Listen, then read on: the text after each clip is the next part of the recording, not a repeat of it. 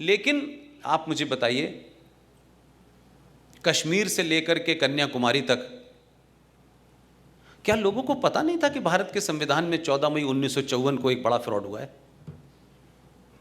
जजों ने नहीं उठाया, लीगल ने नहीं उठाया, पॉलिटिकल पार्टीज ने नहीं उठाया, तो भाई हमने भी क्यों नहीं कोई भी बात की? कोई डिस्कोर्स में तो लाते, कभी चर्चा तो होती, कि उस पर कोई एक आर्टिकल तो लिखा जाता कि ये कैसे 14 मई 1954 को जवाहरलाल नेहरू की जिद पर डॉक्टर राजेंद्र प्रसाद को दबाव डलवा करके एक आदेश दिया, और उस आदेश को आपने अपने संविधान के अंदर उसको बना करके आपने आर्टिकल बना दिया। और वो आर्टिकल है क्या, उससे क्या, उसकी भारत की सुरक्षा पे क्या खतरे होंगे, विजनरी प्रधानमंत्री ने तब भी नहीं देखा और ना उन्होंने पूछा।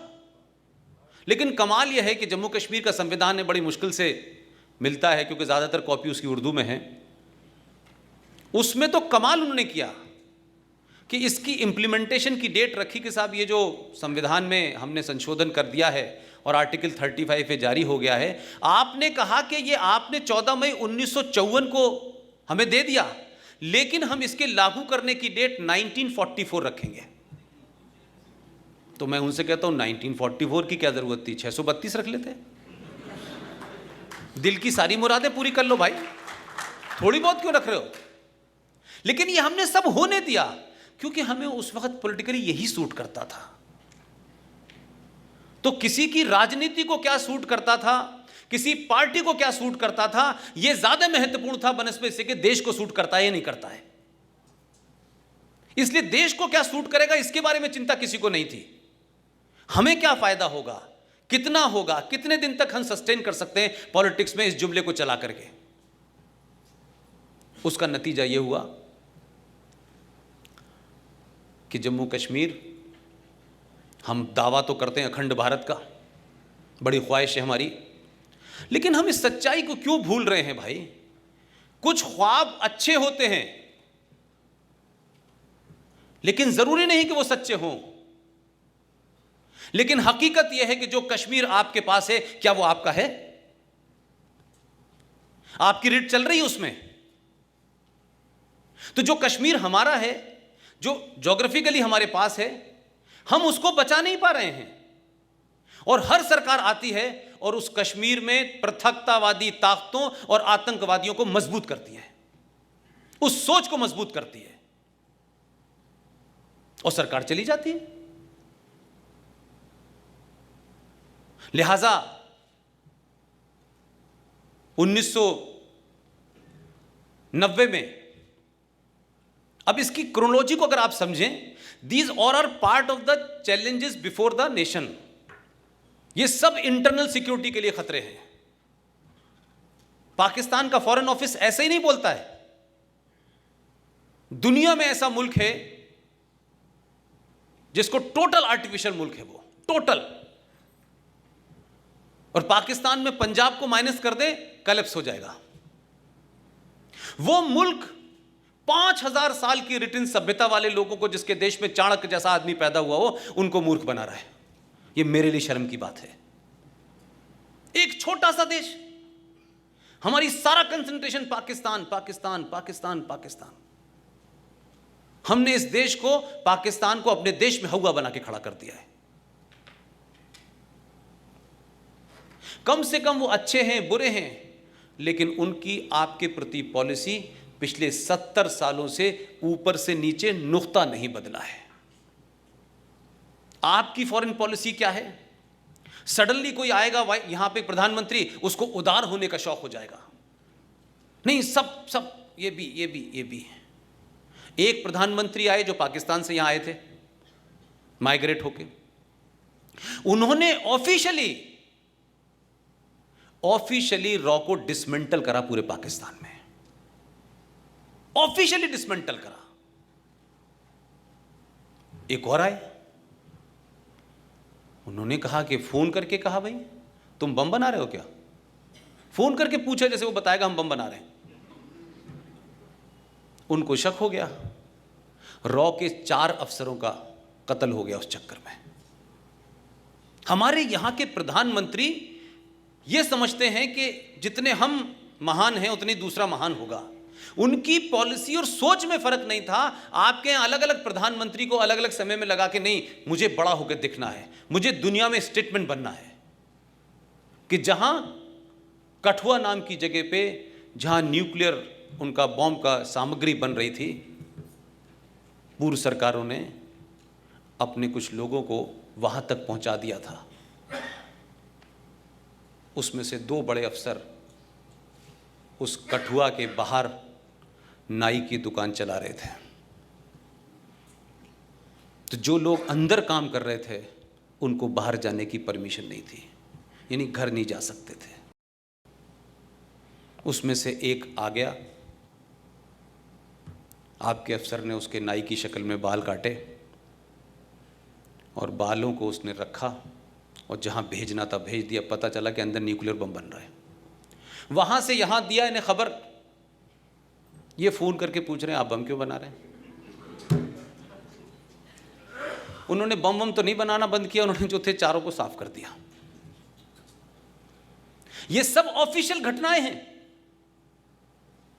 और ये हम रुके नहीं इस तरीके से। एक प्रधानमंत्री आए, वो बस लेके गए बेचारे। मैं इसलिए नहीं कह रहा, देखिए ये सरकार वो सरकार, बात आप करेंगे तो फिर सच नहीं बोल पाएंगे। मैं सरकार का नुमाइंदा नहीं हूं, किसी पार्टी का नुमाइंदा नहीं हूं। मेरे लिए देश इंपॉर्टेंट है, उसमें जो भी आएगा मेरे सामने मैं उसकी क्रिटिसाइज करूंगा, मेरे लिए महत्वपूर्ण नहीं है। ये कोई इंडिविजुअल की तारीफ या उसके बुराई में नहीं कहा जा रहा है। मैं उस सोच से डरा हुआ हूं। वो बस लेके बेचारे चले गए क्योंकि वो शरीफ आदमी थे, उनका लगता था कि शायद ऐसा होगा, क्योंकि उधर भी नाम जिस आदमी का तो उसके आगे शरीफ लगा था, ये सच में शरीफ समझ बैठे। अब वो शरीफ नहीं बदमाश निकला, अब वापस आ गए। एक घटना घटी है जो आप लोगों को इस देश में नहीं पता है। ये मैं इसलिए आपको बता रहा हूं कि इस समाज को से सच बोलने की हिम्मत बहुत कम लोगों में है। इतने छोटे छोटे इंटरेस्ट हैं, जिस प्रोफेशन से मैं हूं उसमें भी बड़े छोटे छोटे इंटरेस्ट हैं। ये स्टोरी को छोड़ दो यार, इसको रख दो, इसको चढ़ा दो। एक बड़ी घटना हुई है, आपको याद होगा कारगिल वॉर हुई थी।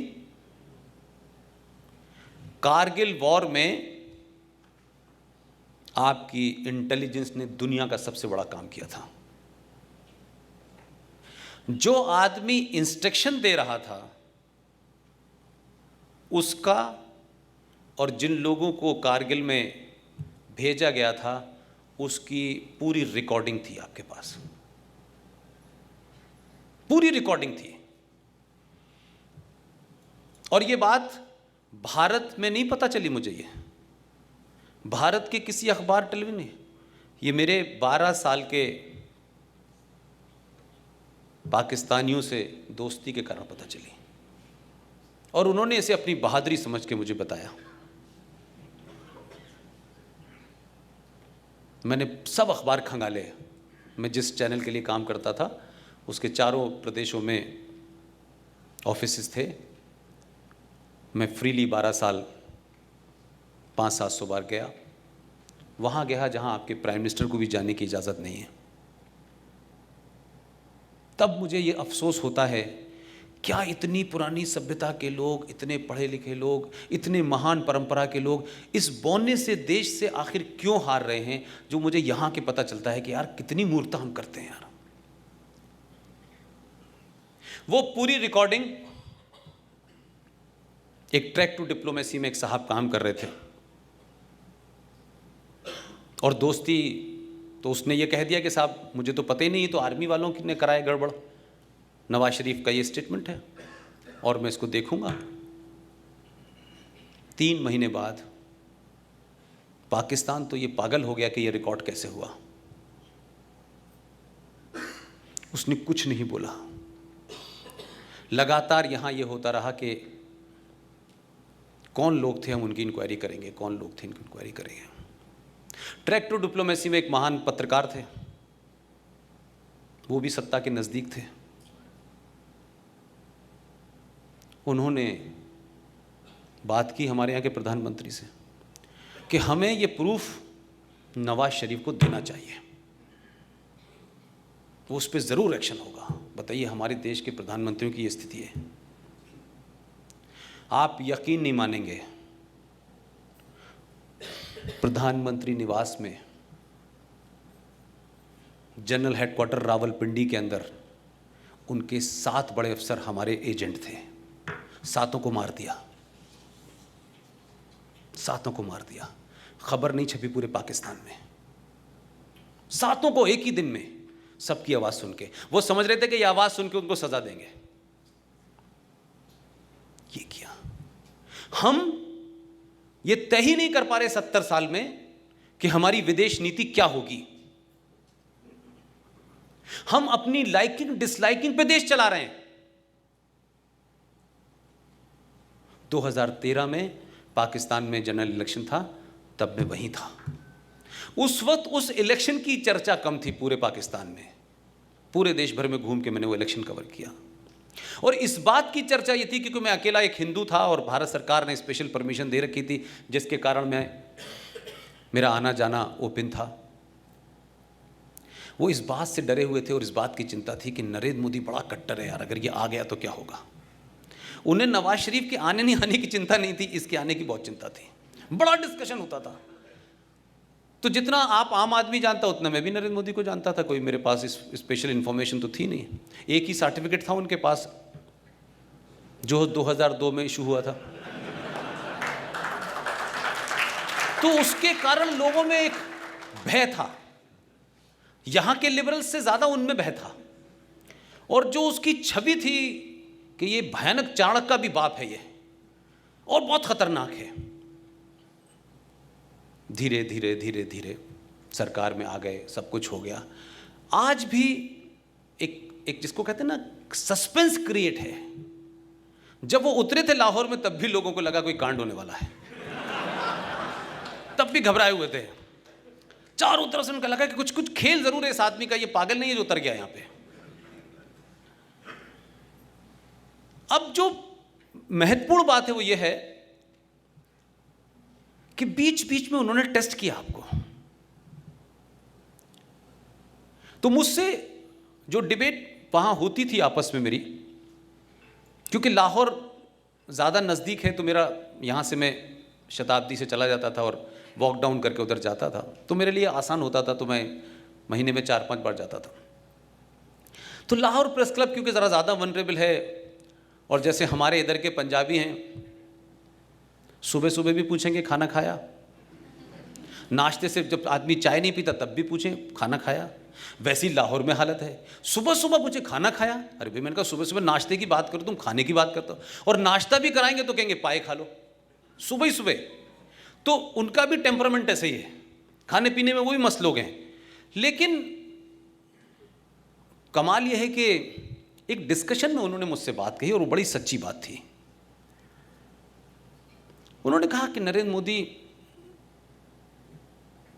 प्रधानमंत्री तो यार तुम्हारे यहां बन गया है, लेकिन नरेंद्र मोदी भारत के मुसलमानों के खिलाफ कुछ नहीं कर सकता। ये उस वक्त की बात है जब भारत के प्रधानमंत्री ने,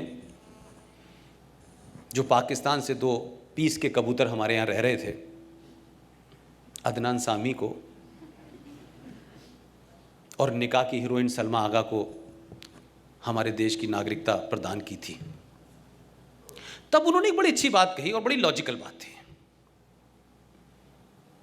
उन्होंने कहा यह तो हो सकता है कि पूरा मुल्क आपका पाकिस्तान को सुबह शाम तक गाली देता है।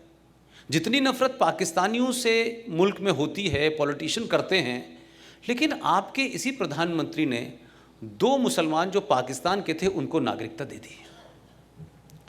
ये बात मुझसे लाहौर में बड़ी ईमानदारी से लोगों ने कहा और मैंने उसको एक्सेप्ट किया। उन्होंने कहा कि क्या वजह है कि नरेंद्र मोदी तस्लीमा नसरीन को नागरिकता नहीं दे पाएगा। मैंने कहा बात आपकी सही है। वो औरत इस देश में, जो देश महिला की बड़ी चिंता करता है, अबला की बड़ी चिंता करता है, वो तो सताई हुई है इस्लामिक आतंकवादियों के माध्यम से। इस सरकार में भी उसको 1-1 महीने का वीज़ा मिलता है।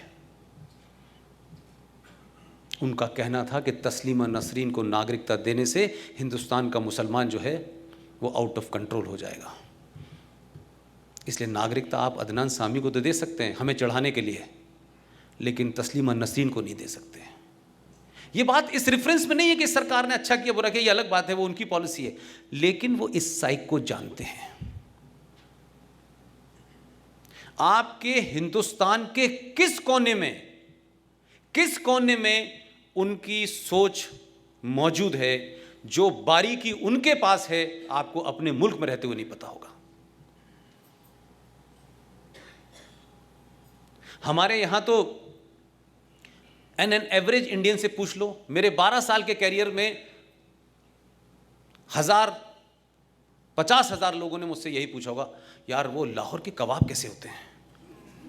मुझसे किसी ने ये नहीं पूछा कि खैबर पख्तूनख्वा में क्या होता है पुष्पिन, क्या किसी तालिबान से मिले, क्या हाफिज सईद से मिले।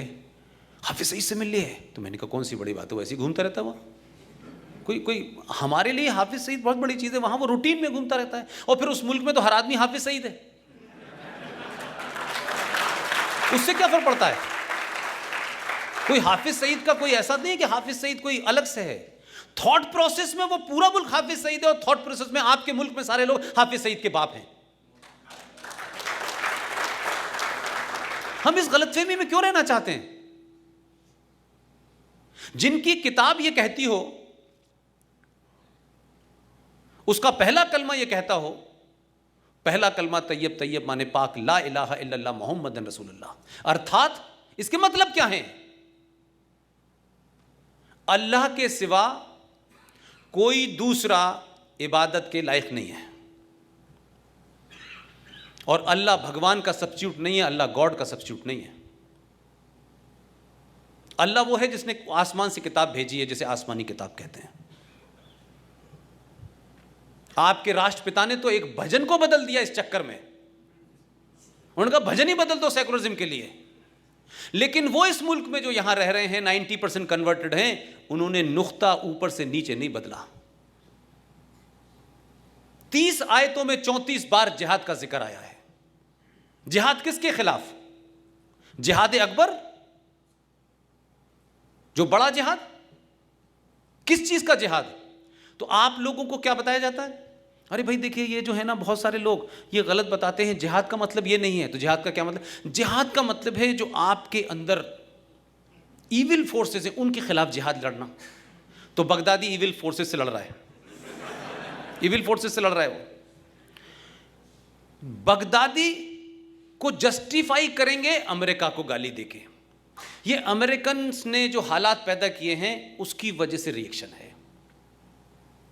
कश्मीर में बेरोजगार है इसलिए रिएक्शन है। यानी हर आतंकवाद को लॉजिकली समझाने की आपको कोशिश करते हैं, और जब आप कहिए कि आपकी किताब ये कहती है तो ये झूठे एक बात नहीं बताते आपको।